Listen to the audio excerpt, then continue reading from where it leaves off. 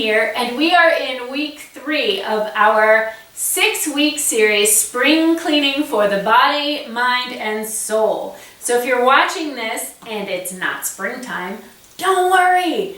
These strategies and techniques can be applied any time of year. It's just fun, I figure, to do it at springtime when we've got that spring cleaning thing going on in our heads anyway. So I figured, why not do some spring cleaning from the outside in? Seems like a good time for it. So just a recap. Week 1, we talked about spring cleaning your diet. So literally spring cleaning from the inside out. Week 2, we talked about spring cleaning by harnessing the power of movement, aka exercise. And now we're up to week 3, which is all about stress management. So how to spring clean all this stressful stuff in our lives, dust it off, get rid of it, bleh. So specifically what we're going to do, we're going to talk about ways to manage stress. We're going to talk about what happens when you don't manage stress.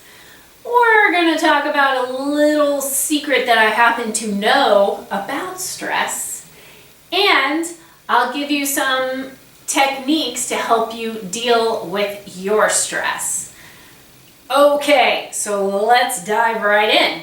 So the first topic is fun ways to manage stress. So the first thing that comes to my mind is exercise. You can use exercise to manage your stress, right? So what are your favorite kinds of exercise? Mine are kickboxing. I mean, what better way to get out, all your stress and aggravation? Anytime I go to a kickboxing class, I feel a whole lot better afterwards. Anytime I go to any exercise class, I feel a whole lot better afterwards, even if I was feeling good when I showed up.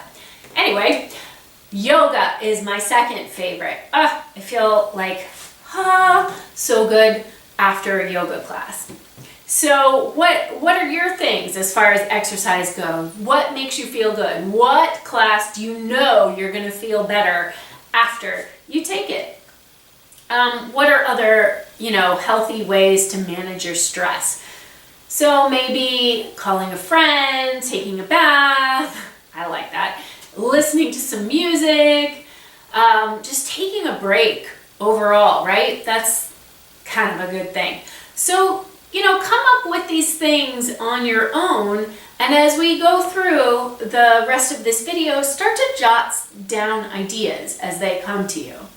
All right. Moving on to part 2.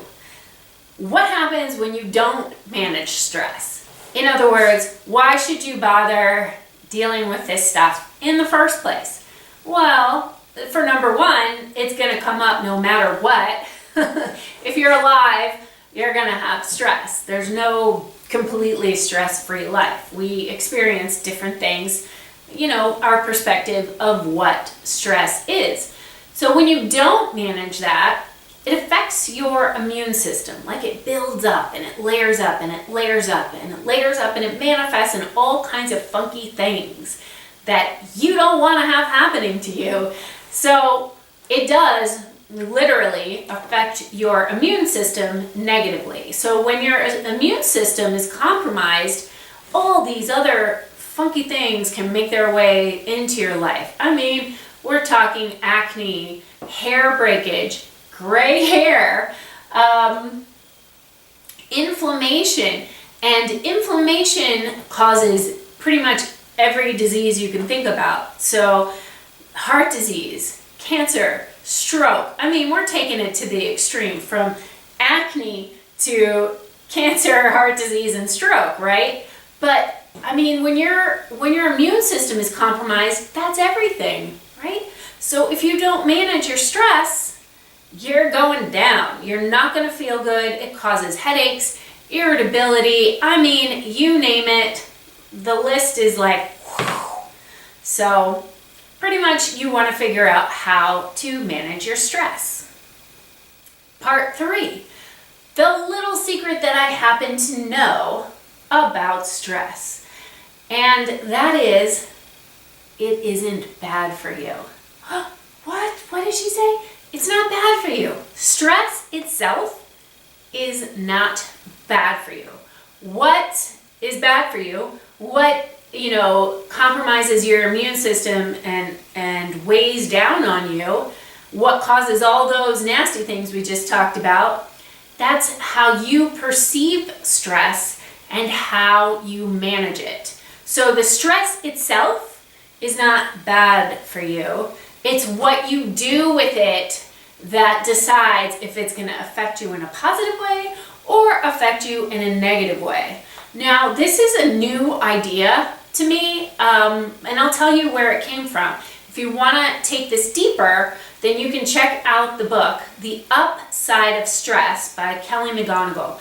It was really eye-opening for me. So again, just to really, really hit that home, it's not stress itself that is bad for you. It's how you perceive and manage the stress that decides whether your immune system is going to be compromised or even boosted. So you get to decide that.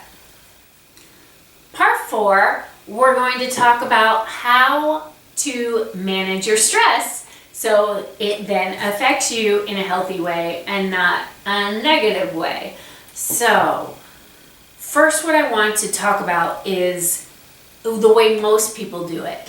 The way most people are doing it, and you can look around and see that this is true, is that they're choosing ways to avoid the stress. So rather than accept it and filter it, they are saying, no stress, no thank you, I am going to avoid you. And then how do they avoid stress? How do you avoid stress? So there's a ton of ways, and it usually has to do with numbing yourself out. So it's basically overdosing on some sort of something. And you can really overdose on anything. Watching too much TV, like you want to avoid reality and stress, so you just keep watching TV. And what ends up happening when you do that? You feel worse. Initially you feel better, but if you're using TV to avoid reality, you just end up feeling worse, and it's a downward spiral.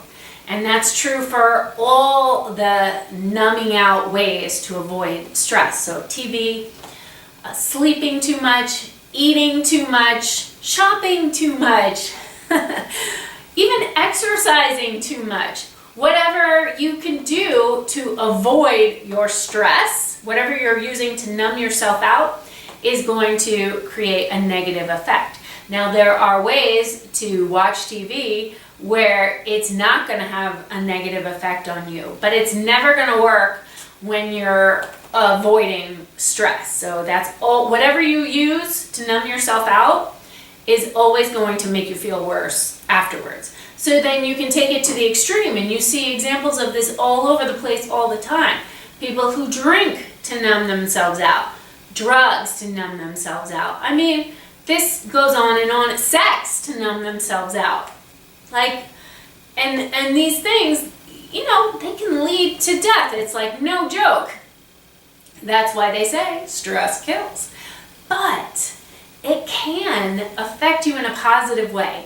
So let's take a look at that. I know you still think I'm crazy for even suggesting it, but just hear me out and try this little exercise. So what I want you to do, and as we've gone through at the beginning, you know how I asked you to start writing down ways to manage stress. So maybe the exercise things that we talked about, taking a bath, calling a friend, listening to music, those were my suggestions.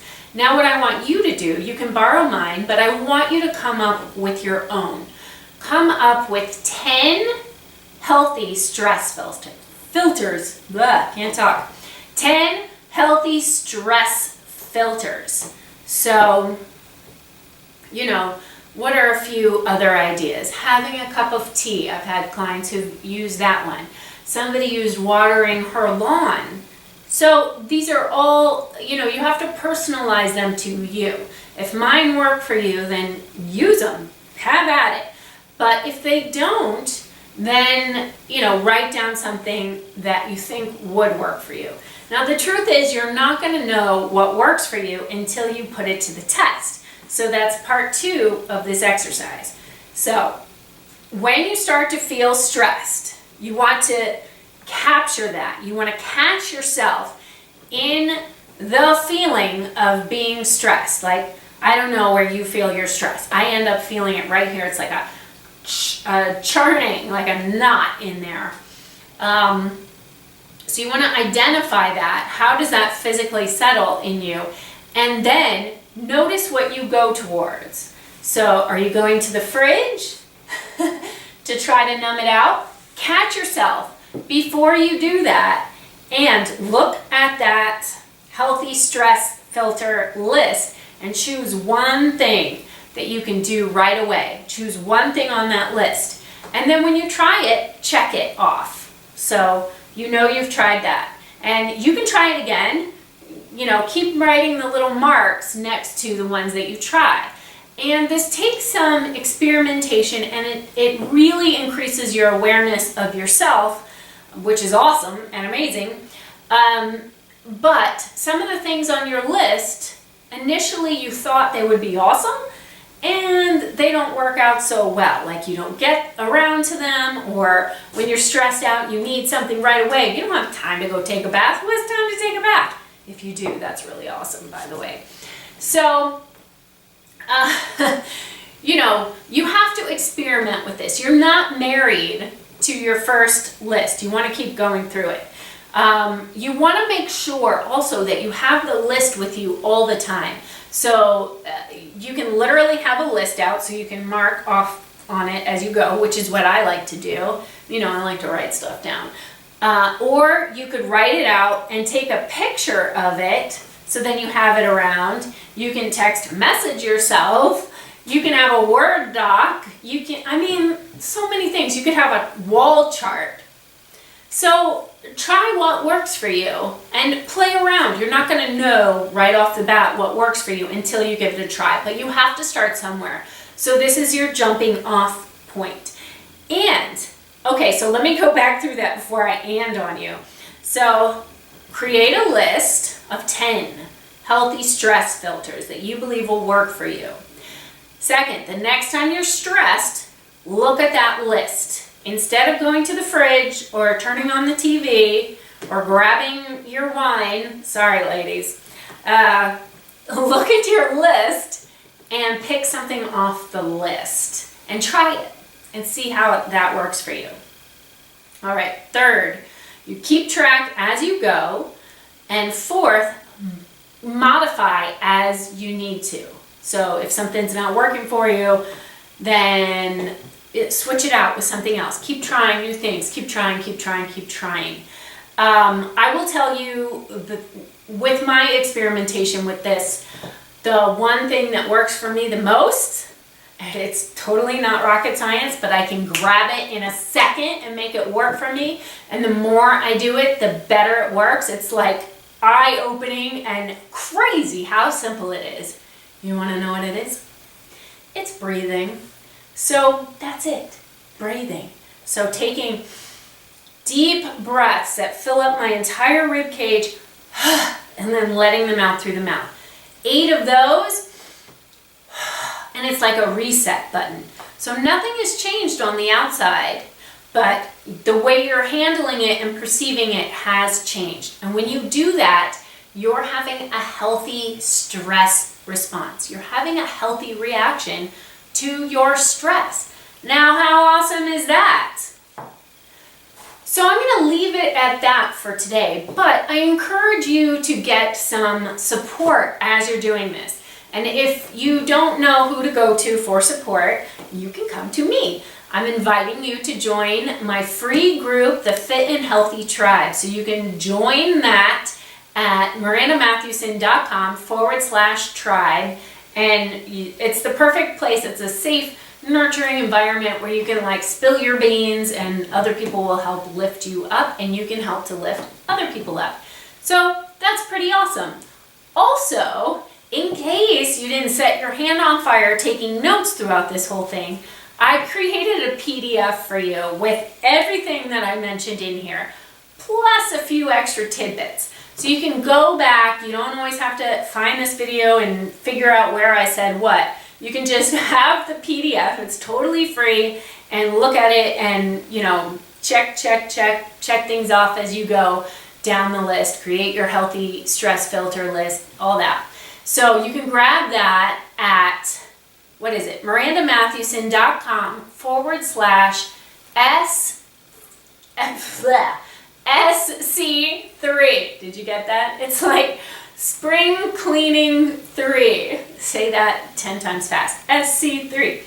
Maybe it's easier than mirandamatthewson.com/SC3. So go grab that PDF that it was so hard for me to enunciate to you. And I will see you next week for our 4th installment of spring cleaning for your body, mind, and soul. Have a great time with this. Bye.